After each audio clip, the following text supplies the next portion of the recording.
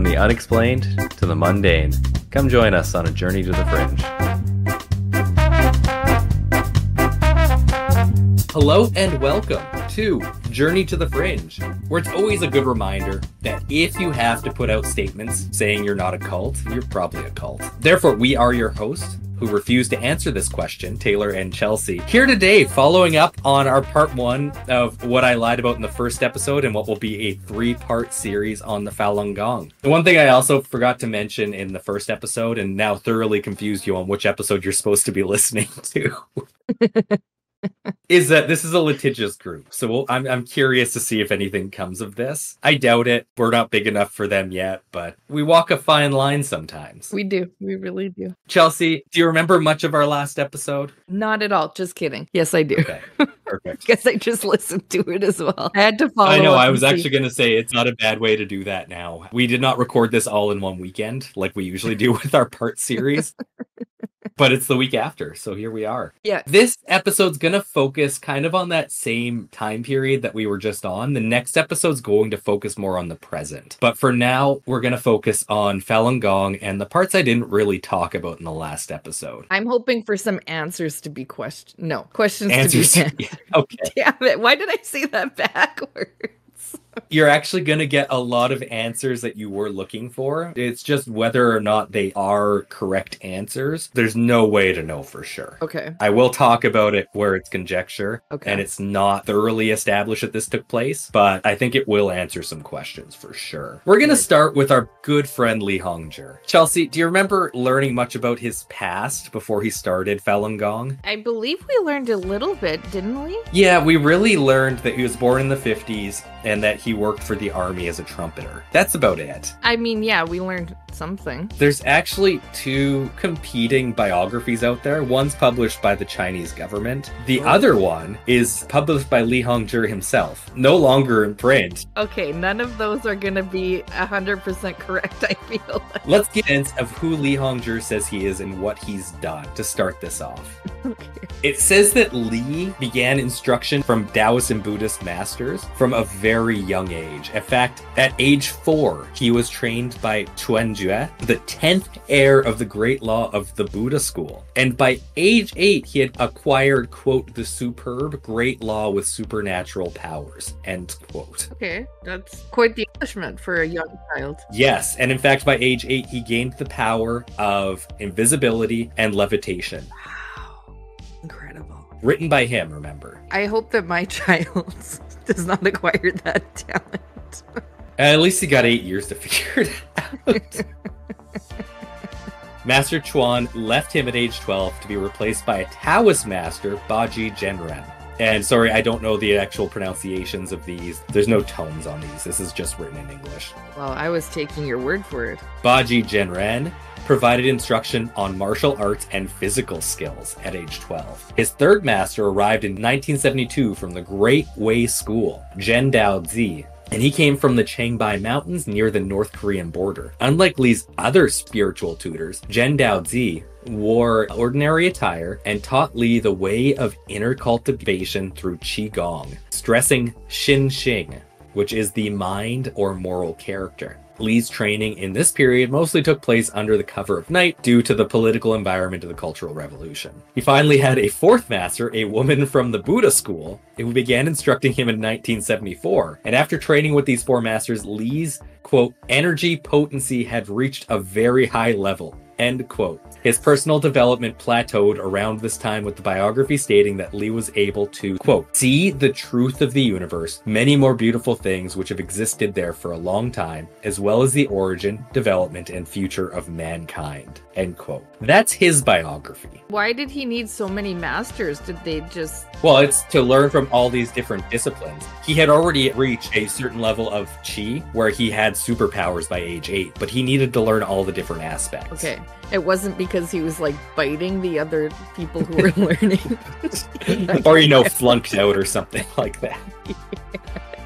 Because he's just a child. He was like hitting them as a problem. I need to stress this at this point. This comes from the Falun Info website. They stress that they do not worship Li Hongzhi as a god or as a savior. He is just their master. As anybody would say, like, if you're going to a dojo to learn karate, you have a master. Okay. Well, it seems like he's kind of setting himself up to be like some sort of a Deity of some kind? Yeah. Yes. Yeah. Yes. And in fact, these are other quotes outside of the information that is available from the Falun Gong. Li Hongzhi is regarded in Falun Gong's belief as a type of savior who has come to Earth to rectify the way and prevent true spiritual teachings from being lost. He also believes that Falun Dafa are means to the end of human salvation as the Earth is entering its last days of moral degeneracy. Yeah. Li has made at various times claims about his own abilities and nature of the universe. He has claimed to possess supernatural powers and insights, considers himself to have reached the highest level of cultivation, and he is equipped with various law bodies, which are Fa Shen, that allow him to do whatever he wants, such as supervising people practicing Falun Gong and protecting true practitioners from disaster. Okay. So he's like, what is that called? Omniscient. Present? Or omnipresent, yeah. Yeah. This is a really weird one within this cult too. People who have left it say that there is a firm belief with people within the group that, like, he is standing in another dimension right behind watching everybody in the group. Wow, that is terrifying to have that looming over you. According to Li, he is an all-knowing supernatural being aware of the ideas and actions of practitioners, even from afar. Wow. In his teachings, he suggested that he is superior to any Buddha or gods, as those deities revealed only parts of the Buddha law, whereas he brings the complete Buddha law to human beings for the first time in history. Okay, and he said that he doesn't claim to be a god? No, the group itself says he is but a master to learn from. The group itself. Okay, I feel like he's really trying to get at something different. And he has stated this. They downplay it as metaphors. It should be known, this guy has published 5 books. He has done speaking tours from like 1994 to 2000-ish. The transcripts of these speaking tours are fully available online. So you can literally see what he has said and see what he has written. A lot of the things get downplayed as metaphors, but literal statements. Li has also claimed to be the creator of the cosmos at certain points, positioning himself not just as a messenger with new revelations for mankind, but as the originator of the cosmos itself. And he has stated that without him, the cosmos would not exist, implying a level of self-deification. Yep, that would do that. In his lectures and writings, he has claimed that his Fa is more powerful than that of Sakyamuni, who is Buddha, and Jesus Christ. Specifically, he has stated that his powers are thousands of times stronger than those of Jesus Christ, and that he has left humanity a ladder to heaven through his book Zhuan Falun. Okay, is that a good book? I have not read it. Okay. If you want to read Sounds any like crazy, I'm sure, yeah. Like, it sounds like a good book. We're gonna get into some of the things in there, and like, you might actually enjoy it just for how much crazy is in it. Okay. Li Hongzhi has largely retreated from the public eye since the year 2000, though. So everything we're going to be talking about is basically from 1994-ish to 2000. His presence has been primarily electronic since then, and he has communicated mainly through writings and quotations on Falun Gong's website. His biography, which I talked about earlier with all those masters, was removed from Falun Gong's website sometime after 2001, which reflects this trend of reducing his public appearance and downplaying the deity stuff. Since then, he has rarely made public appearances and does not maintain a high public profile. Instead, he is focused on writing and disseminating his teachings through the Falun Gong's media channels and the internet. Now, let's talk about those teachings, specifically the more troublesome parts. First, the sex stuff, which is not quite as bad as that might sound, but it's still really bad. Okay, that didn't even come up in the last episode. Not really, no. I kind of left it all for this episode. So, Chelsea, sex is okay in Falun Gong in the confines of a monogamous, heterosexual marriage for the purpose of procreation. All other sexual acts are immoral. Interesting. So one thing that gets left out very quickly from that is anything not heterosexual. Homosexuality makes one, quote, unworthy of being human, end quote, and creates bad karma and is comparable to organized crime on the level of immorality. Wow. He has also taught, quote, disgusting homosexuality shows the dirty, abnormal psychology of the gay who has lost his ability of reasoning, end quote, and that homosexuality is, quote, a filthy, deviant state of mind, end quote. Wow, that's crazy. In a speech in Switzerland in 1998, Lee stated that the gods, quote, first target of annihilation will be the homosexuals, end quote. Oh, that's a bold statement. I mean, they're all bold statements that he's making. And remember, he's a god, so like this is like supposed to be very straightforward. Yeah. Weirdly enough, gay, lesbian, and bisexual people are not banned from practicing Falun Gong. They are allowed to join the group, but they, quote, must give up the bad conduct, end quote, of same-sex activities. But, like, it still alludes to the fact that they're, even with just even having, like, a thought. Yeah, exactly, and that's one thing. And he is omniscient, so he can see your thoughts and your other body, like you're above what you're thinking and what's going on. So it's, yeah. It's troublesome. That's for sure. Okay. This next one is a little more troublesome. Chelsea, I'm just going to read quotes from his lectures. This first one comes from the lecture he gave in 1999. Quote, "The Indian race was created by Buddhas, and that's why the dancing of Indians, the way they carry themselves, and their hand gestures are similar to those of Buddhas. Indians really are a race created by Buddhas. As far as Orientals go, a portion of them were created by Nuwa, while another portion were created by Taos. Actually, to put it more precisely, the earliest race in the early days of North America and South America was the yellow race. They're now called people of the red race, but they're in fact of the yellow race, and they were tanned by the sun. The people of the true red face were the ancient Egyptians. Maybe it's not possible to find them now, since most of them have mixed their blood with blacks." And this is another speech he gave in 1996 in Sydney again. "The races of the world are not allowed to be mixed. Now the races are mixed up, and it has brought about an extraordinarily serious problem. Once races are mixed up, one does not have a corresponding relationship with the higher levels, and he has lost the root. Mixed races have lost their roots, and it is as if nobody in the paradise will take care of them. They belong to nowhere, and no places would accept them. Therefore you find the place where the continents of Europe and Asia meet a desert in the past and a depopulated zone. When the transportation means were not advanced, it was difficult to pass through it. With the progress of modern means, all of these are broken through. Thus, races have become increasingly mixed up, which can lead to serious consequences. Of course, I will not go into details. I'm just saying that the higher levels do not recognize such a human race." No details on that. No, race mixing is inherently bad. It's because there's 5 root races, which I think we've heard before. Oh no. They each have their own gods and corresponding heaven. And if you mix 2 races, gods don't know which heaven you're supposed to go to, so you just are not allowed to go to heaven. You know, that's one I haven't heard from for a while, that something with multiple gods. There's not just one god, there's multiple gods. So they're getting mixed up. They don't know where you go, so you might as well just go to hell or something like that, right? Yeah, again, this is something that doesn't ban you from learning Falun Gong. And in fact, they say if you are a mixed race, you can come to them and they'll try to figure out which god you're actually supposed to go to so that you can get to heaven still. But inherently, you are inferior. I feel like I'd probably choose a different religion. Yeah. I would feel not welcome there. And this actually became a problem. I think I'll get into it a little later on, but ABC, Australian Broadcasting Corporation, did a large expose where they talked to previous practicers of Falun Gong. If your family gets involved in it and you're a mixed race and get brought into it, it's super troublesome. They talked to a girl whose mom got into it and therefore the whole family got involved. And she was part white and part Asian, and was always looked down upon within the group. She ends up with a lot of problems outside of that. But like, as a child, you don't really have the thought process to be able to choose religion like that, or your views like that, and to be told that you're inferior because of that is just so bizarre. Oh yeah, that would make for a lot of problems for that child as an adult. Yeah, I think she'll come up again a bit later. ABC I'd not known outside of Bluey, but apparently they do have an investigatory journalist side. Who knew? Is it Bluey? It might actually be Bingo. I don't know for sure. It didn't say.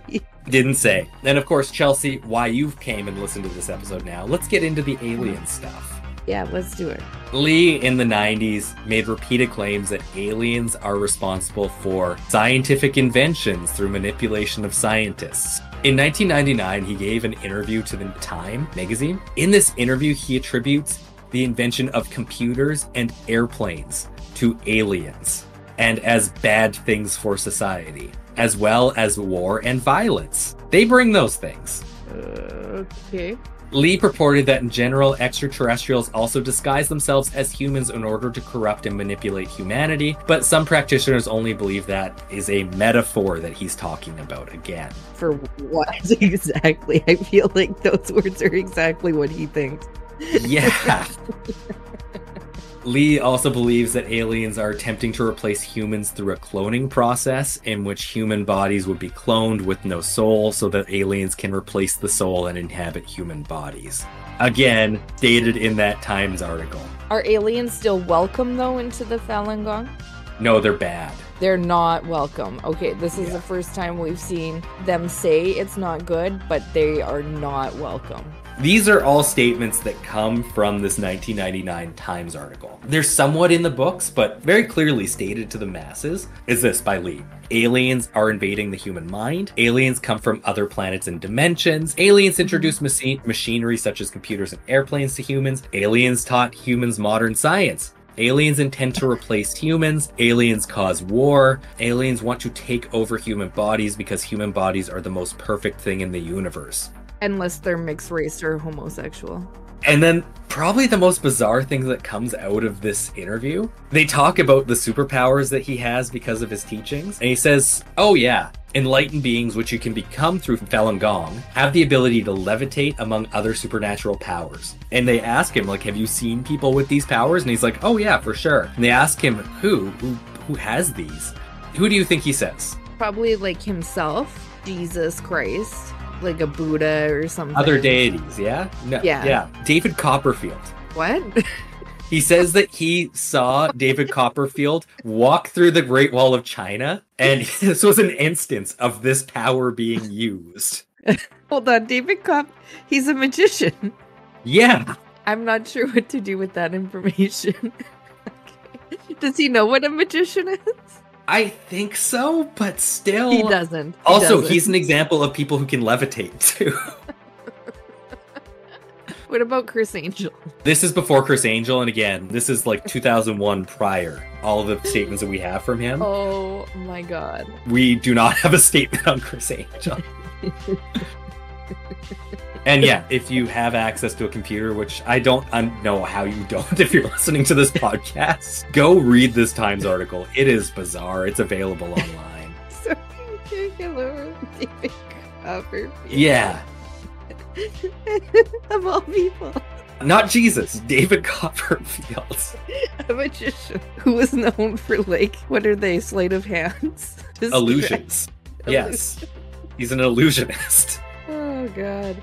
That is hilarious. Okay. Yeah, in 1998, Lee also made statements that he believes alien invaders walk the earth. I should also add here that modern science includes evolution as one of the modern sciences, the evils that aliens brought. Because, of course, there's 5 root human species, so they can't have evolved from anywhere. They're just separate beings that have separate gods that brought them there. They have to.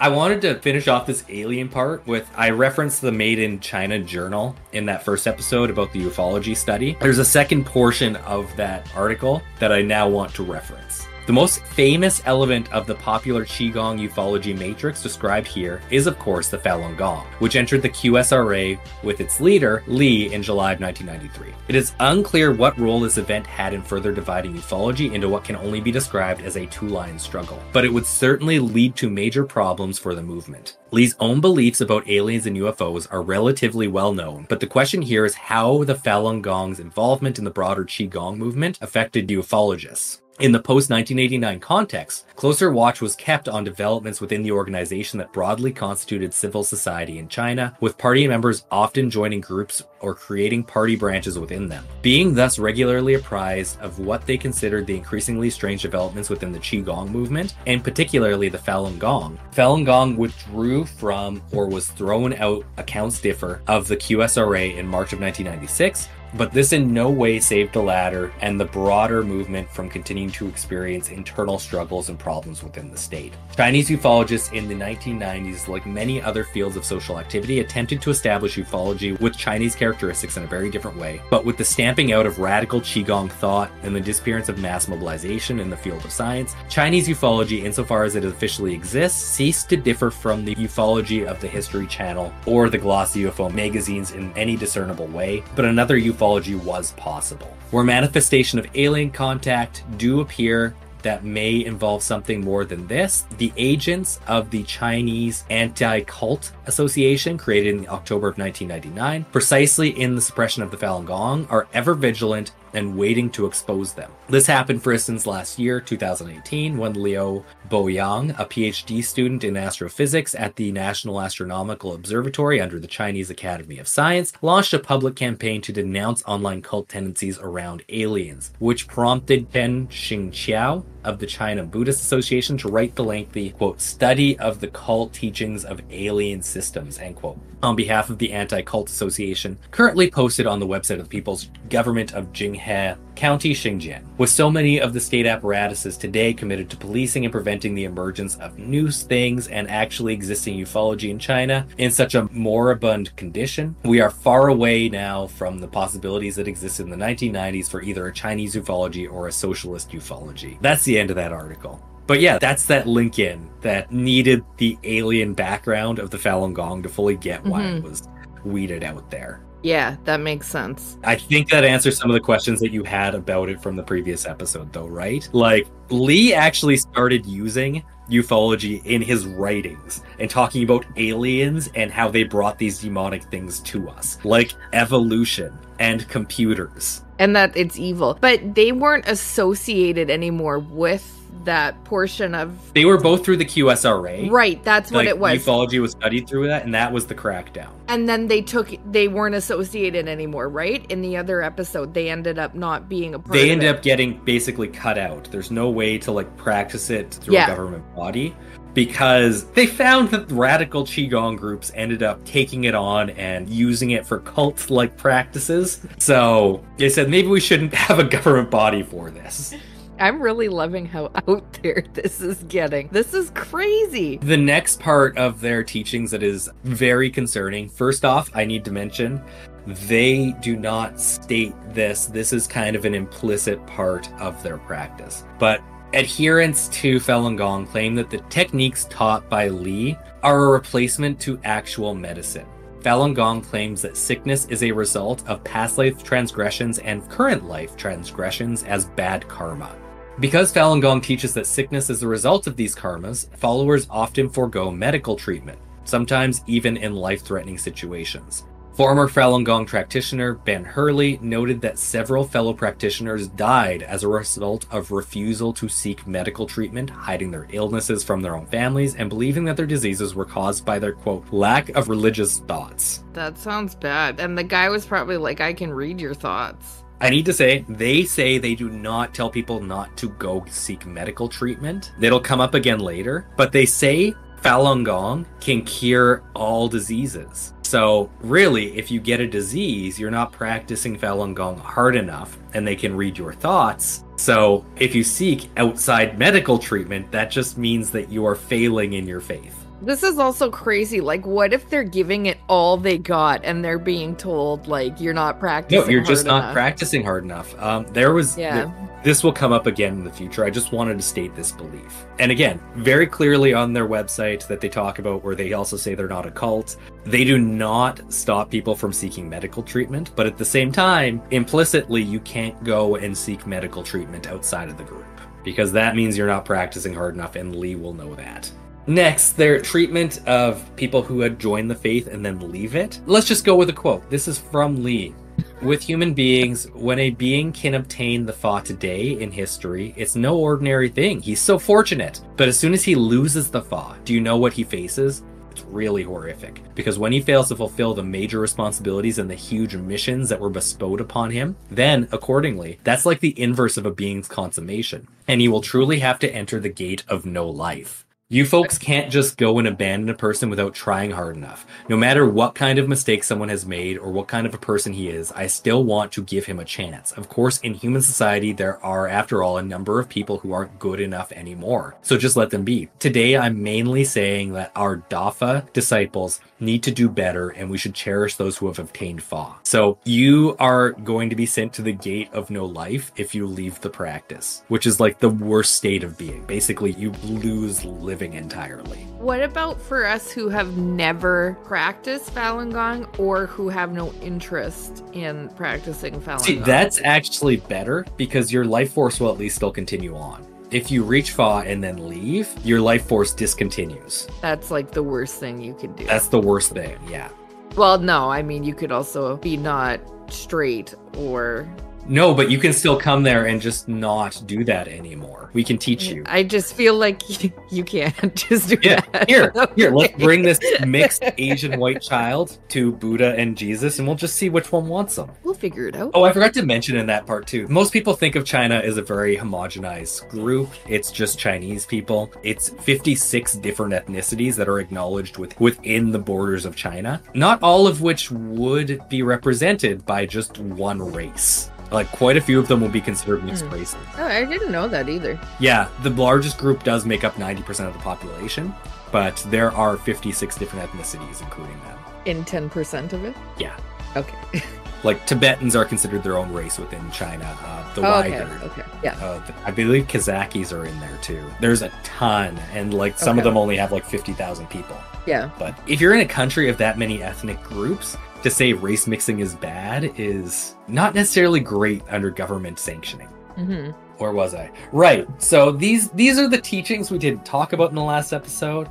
We talked about in the last episode that Li ended up fleeing China once Falun Gong was banned. We didn't really talk about where he fled to. No, we didn't. Just the US.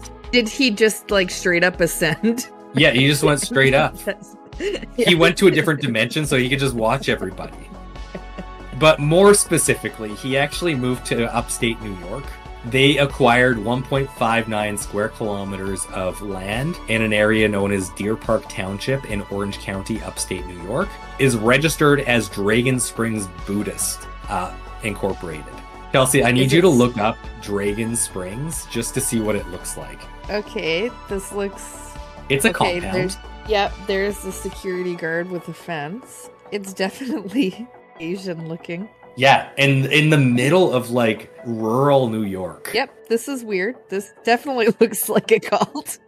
Uh-huh. That's the compound that Falun Gong kind of works out of. It has a man-made lake on it. It has a giant pagoda. And most importantly, it has... That's what that is. ...armed guards all around the perimeter. It looks highly secure. It's fenced for sure. ABC, who I was talking about earlier, part of their investigation was to go there. This is the part of the article I want to focus on for this. They basically went up to the gate and they said, hey, can we come in? And they were told no. Here she is trying to get in. And I'm just going to read this part of the article from ABC. For generations, Grace Woodard's family has lived in Deer Park area. It's referred to as Dragon Springs and the Mountain. So those are the two names it goes by. She's a member of the Deer Park Rural Alliance, which has been set up in opposition to Dragon Springs' relentless expansion over the past 2 decades. Grace says locals originally welcomed the newcomers. Quote, there's no transparency. They're doing their own thing. It's like the Forbidden City. Only certain people can go in, says Grace. Driving around town, she points out property after property bought by Falun Gong practitioners. Quote, all the houses we've passed are practitioners. This is where some students and performers live here. That will come up later in the next episode. At a guardhouse at the entrance of Dragon Springs, a security unit patrols the front gate. When the ABC approaches seeking an interview, they call the local police. Now, I should say Dragon Springs Vice President Jonathan Lee agrees to be interviewed in a nearby antique shop owned by Falun Gong practitioners. He says the high security is to stop Chinese spies from the embassy from infiltrating the compound. Quote, we have seen embassy cars roaming around in the early days. We blocked them and then called the police, but now they are smarter, he says. He also says that Dragon Springs has been transparent about its buildings, and one of its purposes is to provide a haven for refugees from China. Quote, it's all ordinary people who practice Falun Gong, who want to have a sanctuary, especially people initially who were persecuted and their parents had died, end quote. And the original guy, he's here. In theory, god. nobody again has seen him since 2001. Oh, nobody's seen him. I thought Like he in just person. okay. He makes like virtual appearances. Nobody's actually seen him. Oh, weird. Okay. Yeah. And I can't tell you much about that because it's a very secretive group. And Chelsea, so those are the troubling things about their beliefs. And I actually found something really weird when I was reading. Lee's official reason why he left China for New York was because he wanted his daughter to go to high school in a better location. So he built a compound, you know. As you do. Okay, I was on the fence after the last one. I had a lot of confusion and I was like, they don't sound like they're like awful. And now I've had a lot of confusion dispelled, that's for sure. And now, Chelsea, like I said, we're never going to fully know what actually happened between 1992 and 1999 to bring about the banning of Falun Gong. I mean, I might have a pretty good idea, though. I think we heard a reasonable side of Falun Gong's story of it, that just, oh, we got too powerful and the government got scared.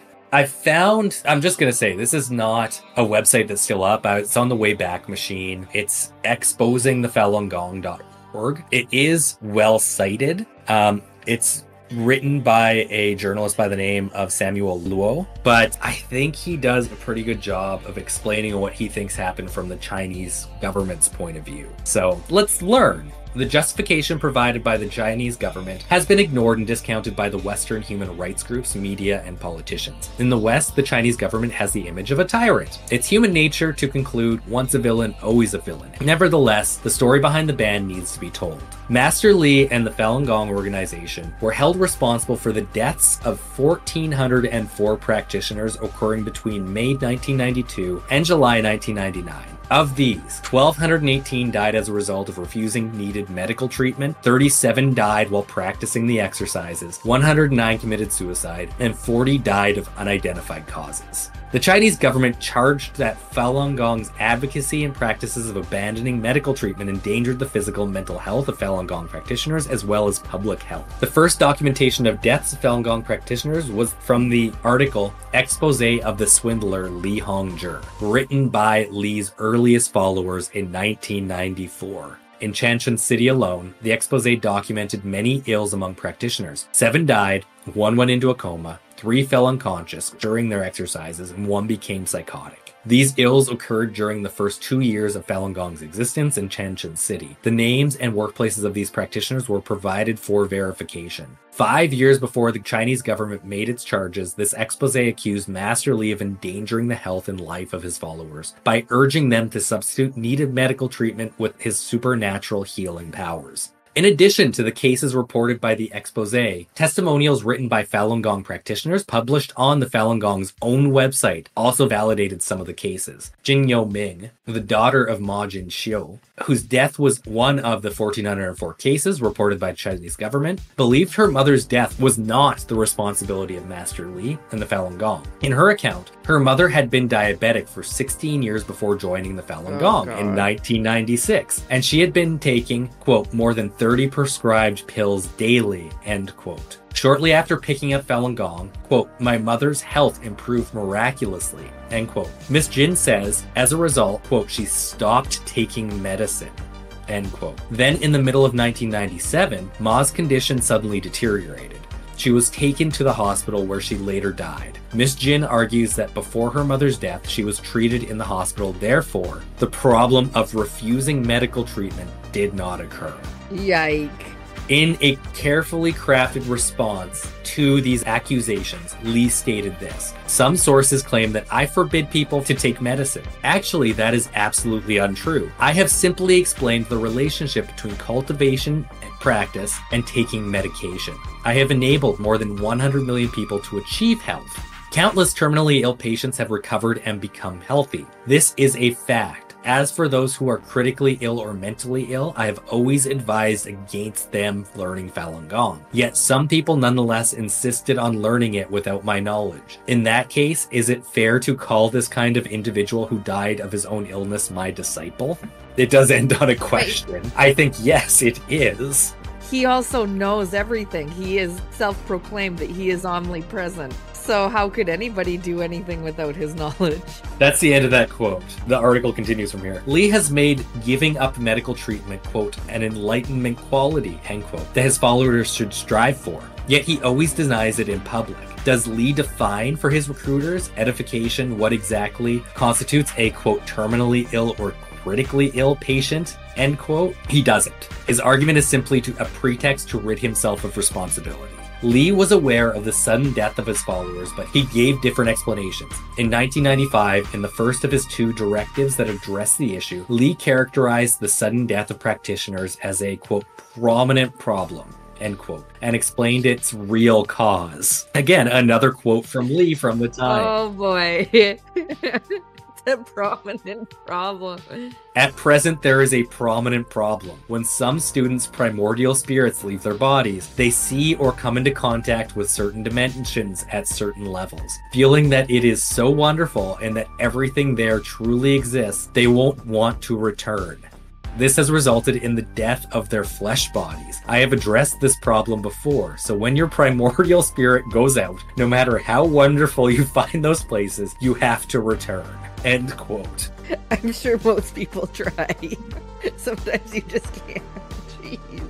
A normal Qigong exercise group or a legitimate religion would not have to come up with this kind of excuse for the deaths of their members. Yep. But Lee needed such a bizarre explanation because he claimed to have the divine power to heal and protect his followers. He could not afford to have his followers attribute their colleagues' sudden deaths to illnesses or infirmity. A year later, Lee again talked about the sudden death of practitioners, but this time he characterized it as the dire consequences of altering his teachings. He warned, quote, "Did you know that in recent years some students suddenly died? Some of them died precisely because they did such things." End quote. Again, he's talking about altering practices. Regardless of how Lee rationalizes these deaths, the fact that Falun Gong practitioners who abandoned needed medical treatment have died suddenly and prematurely over the years is a fact verified by his critics, his followers, and his own words. Is Lee aware of dire consequences of banning medical treatment when sick? The government believes he is. Medical records of Lee's own family have been presented to the public. This record shows that from 1982 to 1992, when Lee worked for the state-owned Changchun Drain and Oil Supply Company, he had 73 medical expenses reimbursed from the government, 48 of which were for treatments he himself received. On July 8th, 1984, Lee had an operation for acute appendicitis in Jilin City People's Hospital. He was released on July 18th. His doctor was Yingjie Li. This is just standard cult stuff. He doesn't follow the actual teachings. But also part of this, he's a deity who does not need medical treatment. So it's just like boldface, a lie. The government has records of all of this. Of course, you could also say they've made this up to discredit him. So you could argue that, yes. I mean, did we reach out to the doctor? No, my guess is either, because it was 84, 40 years ago now, is no longer living or only speaks Chinese. So, okay, all great assumptions. With this information, it was clear to the Chinese government that Lee is a swindler and the Falun Gong is a fraud. Lee's government critics attribute this advocacy of abandonment of medical treatment as a control mechanism by indoctrinating his followers to depend on him for their very health, their very lives. Lee can gain complete control over them, and as a matter of a fact, Lee has threatened those who disobey him with the return of their sickness. Again, quote from Lee, "Your body will be reset to the level of everyday people and the bad things will be returned to you." End quote. If you leave. Once a practitioner loses Lee's protection, her body will return to its initial state, resulting in the return of sickness and sin. Lee refuted the Chinese government's claim in an interview with Newsday. The then 47-year-old master proclaimed, quote, "I have never been to hospitals, never been ill." End quote. However, Lee has failed to provide any evidence to back his rebuttal. This evidence could be a physical examination that shows his perfect health, his scarless body, and an appendix that is still within him. Without this evidence, we can conclude with common sense that Lee did receive medical treatment and he might still be seeking medical treatment in secret. Li has been called a swindler, yet he can also be called a cruel manipulator and even a cold-blooded murderer for putting these people who trust him into painful and life-threatening situations. How many Falun Gong practitioners have been manipulated into adopting this dangerous practice, and to what degree do they jeopardize public health? The Falun Gong's own health survey contributed to the answer. A survey conducted on October 18, 1998 in Beijing revealed alarming information. 418 poll practitioners had zero medical expenses after practice. End quote. The average annual expense for the total 584 practitioners polled was reduced from the roughly $430 of the regular Chinese person to $8.75 for a practitioner. The practitioners were categorized according to illness. In the largest group, 225 out of 274 practitioners with cardiovascular system illnesses reported totally stopping their medical treatments. In smaller groups suffering from endocrine disorders like diabetes, 26 of 33 practitioners had totally stopped their medical treatment. And Chelsea, I need to point out at this point, remember what we were talking about in the last episode with the reported benefits in the studies of practicing Falun Gong, where it was like 98% of people had health benefits from doing it? Yeah, because they were self-reported and basically saying, do you think you are healthier now? From just doing the exercises, right? Yeah. No, from being part of Falun Gong, which is part of the exercises, but self-reported. So it could be either a placebo or Li is watching you, so you have to say that you feel healthy. Well, yeah, absolutely. There's the threat of always being watched. The health benefit is just self-reported from a group who can't give you a real answer.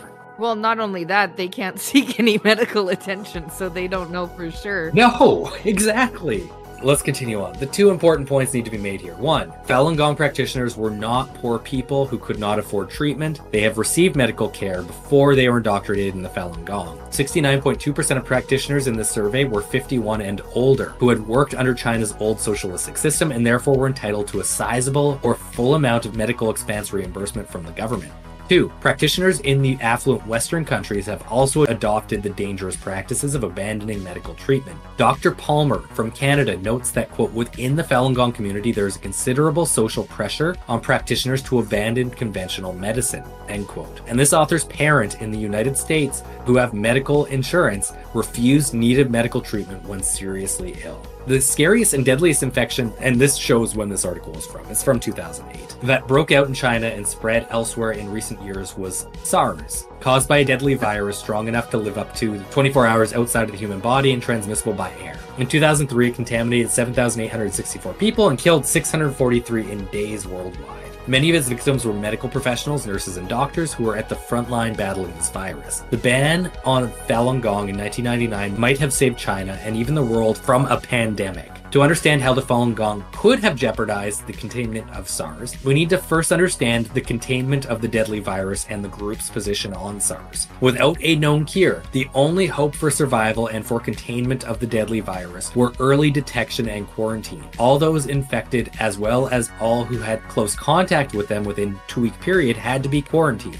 Beijing had 2,521 probable cases and 30,178 people quarantined during that time. While SARS was contaminating thousands, killing hundreds, and frightening world health professionals, while doctors and nurses risked their own lives to help the infected, Master Li called SARS, quote, heaven punishing people, end quote. Oh, no. And on April 20th, 2003, Li made the following statement at a Falun Gong conference in New York predicting a worldwide pandemic. You must have seen the epidemic that's come along in China now, right? Hasn't a huge epidemic arrived? To put it in human terms, it's heaven punishing people. What it's targeting, we Dafa disciples know full well. It's targeting those who don't deserve to be saved. This is the first round of cleansing. People find it scary, but in fact, the truly horrible thing hasn't begun yet. This isn't the real big cleansing when the boss starts to rectify the human world. It'll be even more horrifying when the big cleansing arrives and it'll target the entire world. Wait and see, this is going to be an eventful year. A lot is going to happen.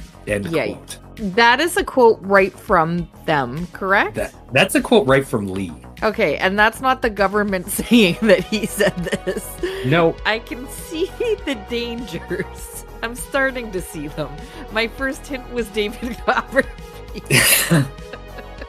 I just need to add this last little bit from the article too, because it just shows how problematic this group is. While Li was excited about the possible mass die-off, one of his faithful followers, Dr. Li Feng, an associate professor from Baylor College of Medicine in Houston, Texas, assured her fellow practitioners that they had the power to resist and contain SARS. Her statement was published in a Falun Gong website on June 2nd, 2000. A research experiment in our lab has discovered that many Falun Gong practitioners' immune systems demonstrate a type of two-directional regulating ability. What does this mean? In their cases, it means that when the immunoreactions become too high, they are automatically restrained, and when the immunoreactions are too low, they are automatically increased. It is the kind of regulating function that acts as a safety valve for one's body to guard against viruses, yet the Chinese government has cracked down on Falun Gong group. If the total of over 100 million initial Falun Gong practitioners in China had been allowed to keep up the practice of Falun Gong, they would have formed a gigantic protective layer over Chinese society. They can protect more than just themselves. Why? If over 100 million Falun Gong practitioners had been allowed to practice Falun Gong, they would have been able to resist the SARS virus, stop the SARS virus from being transmitted through them, and form a large immunity shield, which could protect more vulnerable people in China. This is the saddest thing for me and brings me something I must emphasize. What I want to say is this: persecuting Falun Gong is the most evil and foolish act while the plague prevails over China. What we need most are those people with the resistance to the SARS virus. Yikes. That's from a doctor who practices Falun Gong. Yikes. There's more to this, but we're getting really long-winded at this point, so I just need to wrap it up with a little bit. First, I want to talk a bit about, do you know how we're talking about the end of the last episode, the persecution that they faced within China? Yeah. There are multiple reports that Li has told all followers that if you want perfect karma to be absolved of all past and current sins, you can go through this persecution. If you get abducted by the Chinese government and tortured and put into these camps, you will be absolved of all sins, unless you sign a retraction of your faith with Falun Gong, in which case you have worse karma. I don't know whether or not their claims about what takes place in these camps are accurate or not, as like the more horrific things that take place in them, the further your sins will be absolved. And specifically, it's a test that Master Li has put in place of your faith. Oh. Yeah. Okay. The Chinese government is on record as basically saying we need them to come back to society, so we're just trying to unbrainwash them. I think the answer is somewhere in between those two extremes. Yeah, it would be. It should be noted that the Falun Gong has on record on their side some human rights groups saying that organs are being harvested from people. It should also be noted that the Falun Gong people believe that they have super-powered organs, and that is why the Chinese government wants their organs, which is also one of their reasons behind. Like, it's just, I know, I don't know what to say right here. Yeah. I feel like being in China is just, and called operating as such, is just a recipe for extreme disaster. Yeah, but I will say that there are benefits to a dictatorship. One of those things is that you can actually counteract a group like this effectively. Whereas that's true. Cults in democratic societies, yeah, you can't shut them down. You can't. It's just so difficult. So I don't know what to believe there. They really should be able to be shut down. Yes. I will say that. I live in a free country, but we should be able to shut like cults like this down. Yeah. They're dangerous. And the last thing I want to leave off with on this episode, Chelsea, I talked about SARS, but I don't know if you know this, but there is a larger pandemic that has taken place since SARS. I believe they called it COVID-19. Never heard of it. It's a super group of 19 different viruses that came together to wipe out the human race on behalf of Falun Gong in 2019. Hold on. They sent it out? Something along those lines. I really hope you guys know enough about COVID-19 that I don't need to talk about it. They sent it out? Outside of this part. Why would they do that? No. I couldn't find a statement on Li about this being like, oh, to wipe out the Chinese government again and all the non-practicers. What I did find when I was Googling this is a, quote, scientific paper, end quote. That's a quote from me. I'm just putting it in quotation marks because it was a 4-page article on the benefits of practicing Falun Gong against COVID-19. Didn't read the article because I thought that was batshit insane. Maybe I will at one point. I ran out of time. I mean, maybe that was the world's problem. Not enough Falun Gong? Place. or Yeah, too much Falun nobody Gong. knew. No, not enough. Nobody knew about this paper. Maybe it's that nobody knew COVID. about this paper. I'm going to say that maybe a group that refuses to be sick or seek medical treatment might have led to more spread than needed to occur in this group. Case in point, I found a practitioner's website. This is something that came from it. The website was Falun Dafa Minghui. This happened in late 2022. This is right from their website. At an elementary school in Guang County of Shandong Province, more than half of the students were quarantined because they were infected with COVID-19. The rest were isolated because they were exposed to the virus. The classrooms were empty and nearby villages were locked down. Ming attended the school, but he was not infected. But he had to be isolated and accompanied by a parent due to his young age. His mother went with him and tested positive afterwards. Many people wondered why Ming was so lucky not to test positive. Why Ming's grandmother is a Falun Dafa practitioner. When she heard about the quarantine, she called him and reminded him to say, quote, Falun Dafa is good, end quote. And, quote, truthfulness, compassion, and forbearance is good, end quote. Ming repeated this phrase over the phone and repeatedly said them afterwards. He was thus blessed. Later, Ming, who was not infected, and his mother, who was infected, were transferred to Laocheng City for quarantine. During those 18 days, everyone around them was infected, but Ming kept miraculously testing negative. The miracles continued after Ming returned home. Almost everyone in the village was infected, including his family. Even though he lived with his infected family, Ming was fine. Well, that's a lesson for all of us. This is still a wide belief that COVID did not impact people who practice Falun Gong. Right. I can't even imagine if somebody called my child and told them to say that. Grandparent did that. Yeah, I would definitely have words for that grandparent. Yeah. That's crazy. Yeah. I think that's a good point to leave off with for this episode. Chelsea, anything you want to talk about? I do. I have a couple things. One, does the ever come up? That's the next episode. Next episode. Okay. Next episode is actually going to be talking about subsidiaries of Falun Gong. Yeah, I'm interested to see which I will leave a surprise for you as to what comes up. I love surprises. Second, this may cause a problem for us with the Magicians Alliance, but I can't let David Copperfield go. And I know computers are technology bestowed upon us by evil aliens and is bad. But I just went to the Wikipedia page for David Copperfield on his levitation. And right here we have US patent number 5354238, in which is how he levitates. Which is all an illusion, by the way. It's not through Qigong practices. It is not at all. You don't see him reaching up into the two cosmic extremes? Is that just what the picture of the patent? I've been staring at the picture of the patent since you mentioned it. It's all trickery. I'm sorry, Magicians Alliance. But I had to. Unless this guy sits on the Magicians Alliance, in which case he doesn't want this out. But I just had to divulge this information. It is, in fact, a workaround for how he levitates. He does not levitate. That's my favorite thing ever, I think, that's come from this whole podcast. That's all I had to add. You think he could have said there's many practitioners of my group who have done this or something along those lines? Nope. David Copperfield. That's good stuff.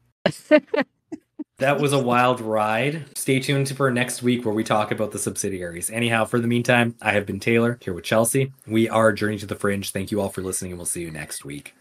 Goodbye. Thank you for listening to Journey to the Fringe. If you have liked what you have listened to, please like, share, subscribe, or follow, depending on what venue you are listening to us through. Also, please, if possible, leave a 5-star review, as that really helps us in the algorithms. Should you wish to interact with us, please check us out on your social media of choice. I bet you we are there. And if you really want to communicate with us and give us ideas for new episodes or tell us that we're wrong and terrible, either way, please send us an email at journeytothefringe@gmail.com. For now, I'll see you in the next episode.